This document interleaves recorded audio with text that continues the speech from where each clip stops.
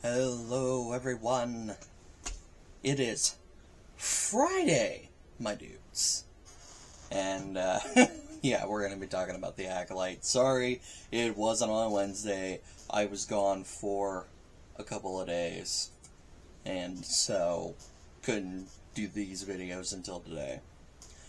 This is going to be the spoiler-free thoughts on episode 7 of the Acolyte. And it's a penultimate episode. It is the final flashback episode that we kind of all knew was coming, so that's not really a spoiler per se. Why is my computer being dumb? Okay, computer's being dumb. I will figure that out later. And while I do feel like we did get some answers, I feel like there's a lot more questions as well. Questions that are definitely not going to be answered with, one episode left in the show. I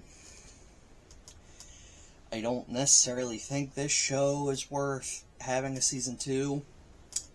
I'm quite certain that the people over at Lucasfilm will probably say otherwise. But I don't know. My opinion could change by the end of the finale. So, a couple of the things I can talk about without being too spoilery.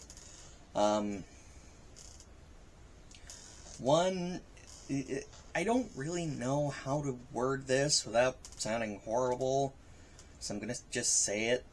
Saul's connection with Osha that he says that he felt like basically immediately, as soon as he saw her, is kind of creepy. Like, I'm not calling, Saul's character like, a predator or anything like that.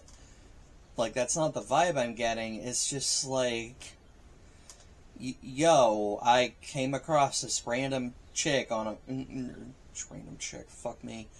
random girl, child in this forest that's supposed to be uninhabited, and I feel like I'm supposed to teach her how to be a Jedi.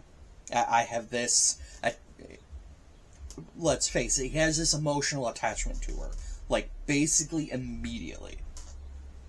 And it's kind of weird. It's kind of giving me creepy vibes. Again, not calling him the character a predator or anything like that.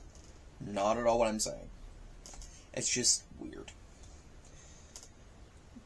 On the note of the Jedi, though, and this is something I might get into in a separate video, between these two flashback episodes, I'm almost wondering if it's a deliberate move by the writers, or writer, I don't know who wrote these episodes, for us as an audience to be making the sort of same flawed assumptions that the Jedi are making. And to, they're deliberately withholding knowledge. So, we can't see this scenario in, with all the information and decide, who's in the right and who's not. Because a lot of what I got from this episode is there's a fair amount of misunderstandings that go on. And I'll get into more of those during the spoiler talk. But, there's a fair amount of misunderstandings that happen in this episode. And I almost wonder if that's a deliberate choice. Or if I'm giving them way too much credit. I don't know. I definitely kind of want to watch both episodes 3 and 7 back to back. And see how I feel about it then. I might do that and then do another video on it. But anyway, So, back to the rest of the episode. One of the things that we continue to see in this is, man, May is not consistent at all, still. Like, so we see more of when she sets the fire, and, like, again, this isn't really a spoiler, like, she lights OSHA's journal on fire because, screw you for wanting to leave, and then immediately, like, freaks out and is like, oh shit, what have I done? And I get it, like, kids make dumb decisions. But, like, dude, this is a little extreme. And another thing, like, with this fire, like, are we just supposed to assume that, like, this fire caused the explosions that happen that destroys the compound? Like, is that what we're supposed to assume here? I'm confused. There's more I'm confused about, but that's spoiler talk.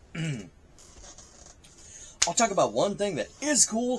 The Wookiee Jedi got to do something. So I mostly take back my fuck you that I gave this show. The Wookiee Jedi got to do something, and it was in a really cool lightsaber fight. So he gets to throw people around, and it's awesome. Anyway, so that's pretty much all my notes I have that aren't spoiler related. Like I said, this does clear some stuff up, but at the same time, like, I'm still confused by some of the things that happen. And again, I don't think we're going to get answers to some of those things by the end of the show. I'm honestly even questioning if we're supposed to have answers. I don't know, like I said, I might do a separate video on just this whole flashback sequence as a whole and what I think might be going on in terms of the writing. I also feel, and on that note, I really feel like this and episode 3 should have just been one long cut together episode. I feel like it should have been. That's just me personally. I don't see why holding it until now does anything for the plot going forward into the finale.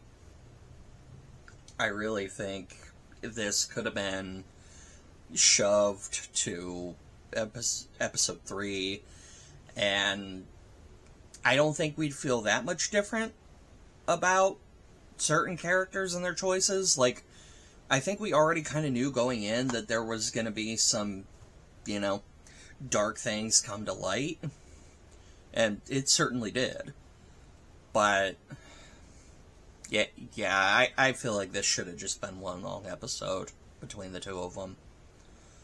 Wouldn't have been able to sit and watch it on lunch at work like I've been doing, but oh well. But anyway, one more episode left. I will try to make sure the video goes up on Wednesday this time. And, peace. May the Force be with you guys.